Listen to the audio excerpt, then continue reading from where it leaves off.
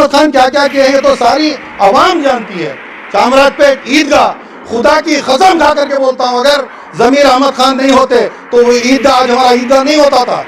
मैं कसम खा करके कह रहा हूं, रमजान का महीना, इस मुबारक मुकद्दस रात, अल्लाह की कसम खा करके कहता हूं, डीजे अहली केजे अहली राइट्स के लिए जितने आंसू उन्होंने बहाए, जो लॉयर्स के लिए उन्होंने पैसा दिया, श्योरिटी अरेंज की, क्या है जरा मिनिस्टर साहब खुले अल्फाज में बताएं कि राज क्या है, और सारे मेंबर्स को लेके आप कहाँ चले गए उस दिन रात को? जब सीएम साहब ने आपको एक मशवरा दिया कि ऐसा नहीं ऐसा करेंगे, उसके बावजूद भी आपने प्रोटेस्ट किया और धमकी दी कि मैं रिजाइन भी कर दूंगा, तो रिजाइन कर दो। वक्फ बोर्ड का और मुसलमानों का भला तो हो जाएगा, रिजाइन करो। फिर ये धमकियां अपने पास रखो, काम करो। आपकी हैसियत, एक कैबिनेट मिनिस्टर की हैसियत है आपकी, एक 2B वाला जो सर्टिफिकेट जो तहसीलदार हमारे मुसलमानों को नहीं इशू कर रहा है, वो आप नहीं निकाल सके तो आपकी हैसियत ही क्या है कैबिनेट में रहने की? आप है क्या है आप? देखिए, मुसलसल 2 साल से मैं वीडियोस देखते हुए आ रहा हूँ। चंद शरपसंद लोगों की ये कोशिश है कि कैसे भी करके वक्फ बोर्ड को बदनाम किया जाए, मुस्लिम इदारों को बदनाम किया जाए, मुस्लिम लीडरों को बदनाम किया जाए, वक्फ बोर्ड के मेंबर्स को बदनाम किया जाए। हकीकत क्या है कि ये लोग भी वक्फ बोर्ड से जुड़े हुए थे एक ज़माने में, लेकिन इनकी कुछ दाल नहीं गल रही है। आज कोई इनको पूछ के नहीं देख रहा है, थूक के नहीं देख रहा है। इसकी वजह से आज किसी न किसी उन्वान पर बीच में आ जाते हैं, मनधड़क इल्ज़ामात लगा देते हैं और भाग जाते हैं। अगर कोई ठोस सबूत है तो सबूत रख के कोई बात करे, बिना कोई सबूत के, बिना कोई सर, बिना कोई पैर, बार बार उठाना, बार बार मिनिस्टर के ऊपर एलिगेशंस लगाना। जब बीजेपी की हुकूमत थी, जब एक गैर मिनिस्टर होकर के बैठी थी, उस वक्त पर इनके मुंह में क्या लड्डू था? उस वक्त पर कोई सवाल करने के लिए हिम्मत जुर्रत क्यों नहीं किया? आज जब सब कुछ सही से चल रहा है, आज जाकर के हर एक चीज़ के ऊपर इल्ज़ाम लगाना, तनकीद करना, हर एक चीज़ के अंदर से अकाउंटेबिलिटी पूछना। अरे पूछने वाले की सबसे पहले हैसियत क्या है, पहले वो तो जाने। हर बात में निकल के आकर मिनिस्टर ये करे, मिनिस्टर वो करे, मेंबर्स वो करे, चेयरमैन की अपॉइंटमेंट ऐसा कहीं को हुई, उस दिन वो लोग एब्सेंट कहीं को रहे, इन्हों कहीं को नहीं आए, उनसे कहीं को नहीं। अरे जब वक्फ बोर्ड चल रहा है, ये बोर्ड क्या आपको पूछ कर करेगा हर कोई काम? आपकी हैसियत क्या है? आपको किसी ने ये जिम्मेदारी दी है कि आप वक्फ बोर्ड के ऊपर निगरानी करें? आप क्या निगरानी करने के लिए आप उधर के कुछ हैं? जब आपकी औकात खुद कुछ नहीं है। 2011 में आपने खुद इसी वक्फ बोर्ड का इलेक्शन लड़ा था, 10 वोट लेने की आपकी हैसियत नहीं है।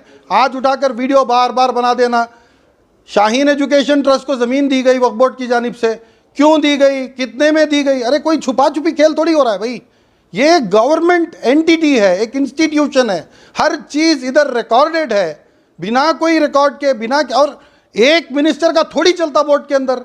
बोर्ड पर चेयरमैन भी होता है, बोर्ड के अंदर मेंबर्स होते हैं, सब लोग मीटिंग करते हैं, कोरम होता है। अगर कोई अक्सरियत में कोई डिसीजन नहीं हो सकता है तो वो डिसीजन को होल्ड किया जाता है। ये सब कुछ रूल्स मालूम होने के बावजूद खामखा मनधड़क बेबुनियाद बातें, इल्ज़ामात, इन चीज़ों के ऊपर वजाहत के लिए, उनसे सवाल करने के लिए बार बार ये जैसे मोदी के औलाद की तरह बर्ताव कर रहे हैं। इन्हीं लोगों की वजह से आज वक्फ बोर्ड के ऊपर इतनी बड़ी परेशानी आकर के है। ऐसे ही लोग हैं, हमारे ही आस्तीन के सांप हैं, इन्हीं की वजह से आज वक्फ बोर्ड के ऊपर इतनी बड़ी परेशानी आई है, इतने सारे सवालात खड़े हुए हैं।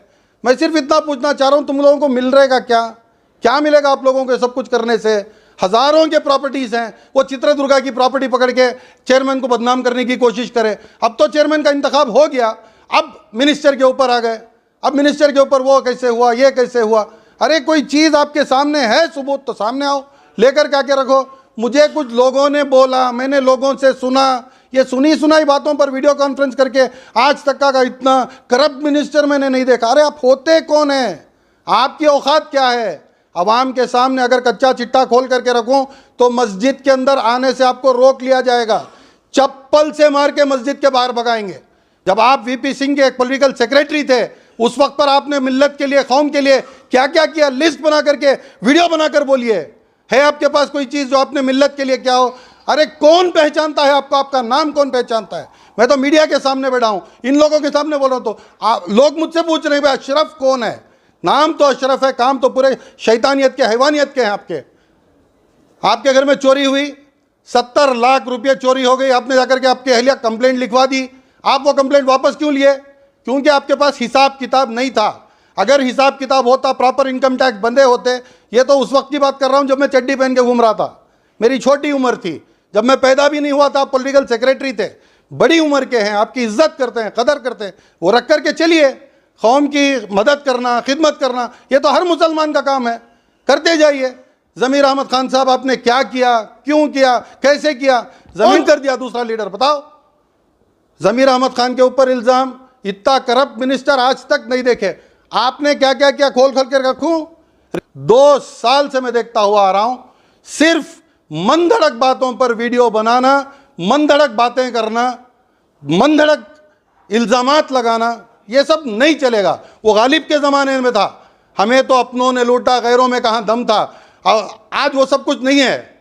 ईद के फौरन बाद मैं आपको वार्निंग दे रहा हूं, मुतालबा होगा आपका और हमारा, जो भी इल्ज़ामात आप लगाए हैं उसकी वजाहत होगी।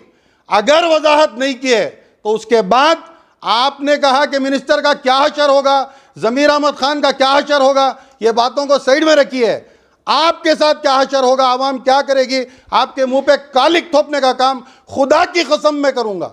आप ला करके सबूत दीजिए सामने, मिनिस्टर साहब के बारे में, प्रीवियस चेयरमैन के बारे में। अरे हजारों वक्त के प्रॉपर्टीज लिटिगेशन में हैं, जाइए जाकर के सुलझाइए। सिर्फ एक चित्रदुर्गा की प्रॉपर्टी पकड़ कर बैठे हैं, वो भी इसलिए क्योंकि वो जब चेयरमैन थे उस वक्त पर एक नालायक, एक निकम्मा उबैदुल्ला शरीफ, हमारे ही एक इदारे में वक्फ बोर्ड की जगह में इनका एक पासबान पेपर चलता था, उसका भाड़ा नहीं बन पाए ये लोग, वहां से उनका सामान उठाकर फेंक के उनको वहां से खाली करवाया गया। आज भी बाकी हैं, आज भी बाकी हैं। इन्हीं के बारे में बता रहा हूं। बड़े मकान में शादी महल बनने के लिए वक्फ बोर्ड से 2 करोड़ रुपए इनको सैंक्शन किए गए, 20-30 लाख रुपए का काम हुआ है, आज तक वो काम अधूरा है। 1 करोड़ 70-80 लाख रुपए कहां गए, आज तक उसका हिसाब किताब नहीं दिया गया है। खुद इनके दामन पे इतने सारे कीचड़। एक और है सीरियल नंबर 3161 KSBA/MSc/61/BNU/1819 2019 की वक्फ की एक रिपोर्ट है ये, जिसके अंदर 2019 का वक्फ बोर्ड का सर्कुलर है। Irregularities and negligences in Karnataka state board of Auqaf, president of 2 Waqf institutions mister Mohammed Ubaidulla Sharif. जो इर्रेगुलरिटीज, नेग्लिजेंसेस आपके ऊपर इल्जामात हैं, वो इल्जामात को आप साबित करिए आकर के सामने कि मैंने कुछ नहीं किया, मैं साफ हूँ, शफाफ हूँ। हजरत मानिक शाह, हजरत सौते शाह दरबार के एवेन्यू रोड में जो दरबार है उसके आप प्रेसिडेंट रहे, 3 साल तक आपको एक्सटेंशन दिया गया, उसके बाद भी आप रहना चाहे, ट्रिब्यूनल का फैसला था आपको निकाल दिया जाए, उसको ले जाकर आप हाई कोर्ट तक ले जाकर के चैलेंज करें। अरे बोर्ड को बदनाम करने में पहले दिन से आप ही लोगों की साजिश है, मैं बता रहा हूं। और बहुत सारी चीजें हैं। धर्म सिंह जब चीफ मिनिस्टर थे, ये सैयद अशरफ के नॉमिनीज को 2 BDA के साइट दिए गए, फिर वही नॉमिनीज जाकर के इनके खिलाफ कंप्लेंट दिए कि वो साइट हमने मिले नहीं, इन्हों रख लिए। ये सब बातें वाजे करो आप आकर के पब्लिक के सामने, खामखा झूठे इल्जामात। अब तो आप वक्फ बोर्ड से हट करके हज कमेटी पर बात करने वाले हो गए। अरे हज कमेटी एक पाक साफ इदारा है जहाँ पर सिर्फ अल्लाह की, मतलब वो जो पिलग्रिम्स यहाँ से जाते हैं, हुज्जाज इकराम, उनकी खिदमत होती है। वहाँ पर झूठे इल्ज़ामात लगाकर कोर्ट ने क्लीन चिट दे दी तो आप कोर्ट के बाप हैं, आप सवाल करने की औकात कैसे रखते हैं? आप हैं कौन? पब्लिक के सामने आए। ये आखिरी बार मैं बोल रहा हूँ, खुदा की कसम खा करके बोल रहा हूँ, ये मैं अकेला बैठ करके प्रेस कॉन्फ्रेंस कर रहा हूँ। कल के दिन अगर एक भी वीडियो बोर्ड को बदनाम करने या चेयरमैन को बदनाम करने या उलमा इकराम को बदनाम करने या वहाँ के मेंबर्स जो हैं वक्फ बोर्ड के उनको बदनाम करने, कोई एक भी साजिश आपने रची, खुदा की कसम ईद के बाद इसका बराबर मुतालबा होगा, आपको सामने आना होगा। जो भी इल्ज़ामात जिन किसी पर आपने लगाए हैं, इन सब की वजाहत आपको करनी होगी। हर दौर में ऐसे लोग हैं। नबी सल्लल्लाहु अलैहि वसल्लम के ज़माने में ऐसे लोग बुतों को रखकर आ जाते थे, नवाब सिराजुद्दौला के ज़माने में भी थे, हज़रत शहीद टिप्पू सुल्तान रहमतुल्लाह अलैह के ज़माने में भी थे। ऐसे लोगों की वजह से मिल्लत की शिकस्त, मिल्लत की हलाकत, ये सब ऐसे ही लोगों की वजह से होता है। एक बात आपके सामने खुल करके रखना चाहता हूँ, जो शख्स उबैदुल्ला शरीफ आज बैठ करके सवाल कर रहा है, ये वाहिद ऐसा KMDC का चेयरमैन रहा है जो सिटिंग चेयरमैन को पुलिस आकर के अरेस्ट करके ले जाती है करप्शन चार्जेस पर। और करप्शन चार्जेस किसने लगाए? एक ऑटो ड्राइवर लगाता है। ऑटो सैंक्शन करने के लिए जो पैसे वक्फ बोर्ड, इससे केएमडीसी से, माइनॉरिटी डेवलपमेंट कॉरपोरेशन से जो पैसे दिए जाते हैं, उसके अंदर से रिश्वत लेने के लिए जो पैसे मार के लोग खाए थे, ये उबैदुल्ला शरीफ खाए थे, उसकी वजह से लोकायुक्ता ने इनको सिटिंग चेयरमैन को अरेस्ट करके लेकर के गई थी। ये आकर के आज सवाल कर रहे हैं कि मिनिस्टर साहब ने क्या किया, मिनिस्टर साहब ऐसा क्यों कर रहे हैं, पहले मिल्लत के जो मसले हैं उसको आप सुलझाइए, आप ऐसा नहीं ऐसा करिए, इनका अपॉइंटमेंट ऐसे क्यों करवाए। अरे जो भी आप सवाल कर रहे हैं, जवाब दे रहे हैं, आप अपनी हैसियत बताइए, क्या हैसियत में सवाल कर रहे हैं। सवाल करने का हक अगर सभी को है, अगर आप सवाल कर रहे हैं कांग्रेस की हुकूमत आने के बाद मुसलमानों को क्या की क्या नहीं की, तो पहले जो आस्तीन का सांप बाजू आपके बैठा है वीडियो में, उनको बोलिए कि केपीसीसी के पोजीशन से आप इस्तीफा दें पहले। उबैदुल्ला शरीफ जो करप्ट केएमडीसी का चेयरमैन लोकायुक्ता जिसको अरेस्ट की थी, वो उबैदुल्ला शरीफ को बोलिए कि केपीसीसी का जो पोजीशन आज भी उनका है, वो पोजीशन से इस्तीफा दें। मैं बदजबानी कभी नहीं करता, बदकलामी कभी नहीं करता, लेकिन मुसलसल 2 साल से इनके पीछे लगा हूँ। ये लोग बार बार जो वीडियोस बनाते हैं, अरे ताहा एजुकेशन ट्रस्ट को ज़मीन दी गई तो क्यों दी गई, शाहीन एजुकेशन ट्रस्ट को ज़मीन दी गई तो क्यों दी गई। शाहीन एजुकेशन ट्रस्ट जितना आज मुसलमान बच्चों के लिए कर रहा है, उसका 1% आप करके दिखाइए। किसी एक बच्चे की फीस तो भरिए, किसी एक बच्चे की जिम्मेदारी तो उठाइए, फिर आकर के सवाल करिए। चित्रदुर्गा हम लोग गए थे, वहाँ आधा एकड़ भी ज़मीन नहीं है, वहाँ की कमेटी खड़ के बोल रही है कि भाई देखो यही ज़मीन है। वीडियो करके अपने जी सलाम वाले दिखाए हैं सब कुछ कि यहाँ पर वो जगह है, बीच में जो है वो कॉलेज जो ये बंधा गया है, उसके अलग रिकॉर्ड्स हैं, उसके डॉक्यूमेंट्स पूरे हैं। इतने सालों से 85 से लेकर 25 तक कितने साल गुजर गए, 40 साल से। आज उठ करके आप सवाल जवाब कर रहे हैं। जब बीजेपी की हुकूमत थी आप क्या लड्डू खा रहे थे? क्यों नहीं पूछे आप लोग? अगर कुछ ऐसा है भी, अल्लाह ना करे, तो जाएं। आपको किसने रोका है? क्या चेयरमैन आपसे दूर है? क्या मिनिस्टर आपसे दूर हैं? जाइए, जाकर के बोर्ड में बैठिए, पूछिए ये मेरे पास डॉक्यूमेंट्स है, ये ऐसा हुआ है, इसकी वजाहत करिए। क्यों नहीं पूछ सकते आप? इसका मतलब क्या है? बार बार आप निकल कर आके वीडियो बनाते हैं। इसके पीछे कौन है? ये आपकी क्या साजिश है? ये आप क्यों कर रहे हैं? ये सब कुछ खुलकर आपका कच्चा चिट्टा ईद के बाद सबके सामने रखना चाहता हूं। इसके लिए मैं बोल रहा हूं कि ईद होने के बाद मैं तो ओपनली अवेलेबल हूं। आप दोनों को भी आना चाहिए, अक्रॉस द टेबल बैठ के इसका यही मीडिया के सामने मुतालबा होगा। आप जो भी इल्जामात लगाएं उसको आपको प्रूव करना होगा, वरना मुंह पे काली थोप करके वहां से उठाकर थूक के हकाल दूंगा, भेजूंगा। ये जुबान है मेरी। तो परसों प्रेस कॉन्फ्रेंस की गई थी, उसमें जो गुस्सा जाहिर किया गया है, नए चेयरमैन जो बने हैं वक्फ के, उसमें जो मेंबर एब्सेंट थे, नहीं आए थे, वो क्यों नहीं आए थे, ये उन्होंने सवाल किया है और बताया कि मिनिस्टर के अपॉइंट किए हुए ये मेंबर्स नहीं हैं, बल्कि बोर्ड की तरफ से अपॉइंट किए गए, तो ये गैर हाजिर क्यों हुए हैं? जो भी है, वो जो मेंबर बने हैं वो उनका फैसला है। अटेंड करना नहीं करना ये उनका इख्तियार है ना। आपका मेरा वोट तो नहीं चलेगा वक्फ बोर्ड में, उन्हीं को तो वोट देना था। उनकी पसंद का अगर चेयरमैन नहीं आ रहा तो वोट नहीं देते। बात सिंपल है। इसके लिए एब्सेंट हुए थे। अब इसके अंदर ये क्या कि मतलब इसी को चेयरमैन बनाना, उसी को चेयरमैन, भाई उनका इख्तियार है, उनका वोट है। लेकिन वो मीटिंग थी, तो मीटिंग में उनकी मर्जी है, उनकी मर्जी है। इसके ऊपर कोई सवाल, मिनिस्टर साहब खुद एब्सेंट थे, कौन सवाल कर सकता है? वो उनकी मर्जी है। ये इदारा जो है ना, ये मिनिस्टर के नीचे है। पहले उस मुकाम पर तो ये लोग पहुंचे हैं। उस मुकाम तो दूर की बात, वो बोर्ड की सीढ़ियों तक तो पहुंचे हैं। पहले कुछ मुकाम तो बनाए। पूछने वाले का किरदार क्या है, पूछने वाला कौन है, पूछने वाले की शख्सियत क्या है, पिछला इसने क्या किया है।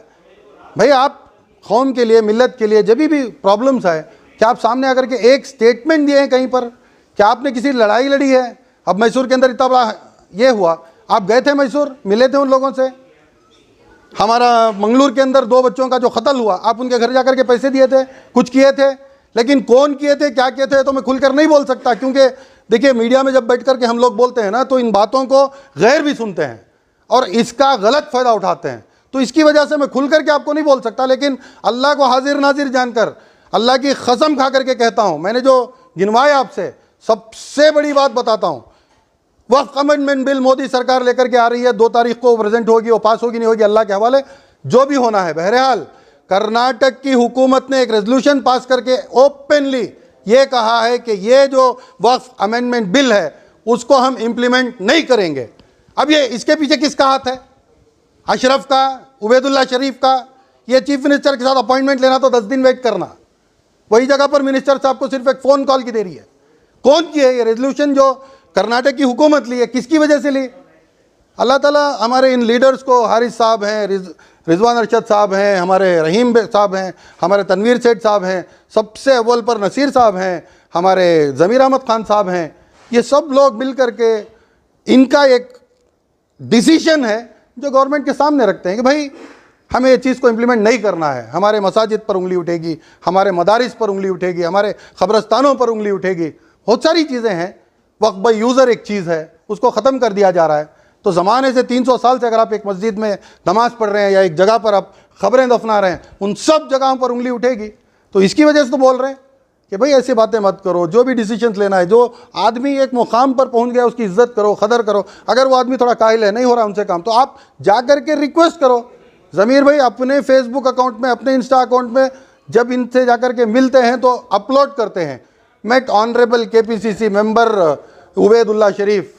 इतनी इज्जत जब दे रहे हैं तो इज्जत बर्दाश्त नहीं। जिनका खाते हैं उन्हीं का गाना। अब हर चीज़ में खुल करके तो बोल नहीं सकता।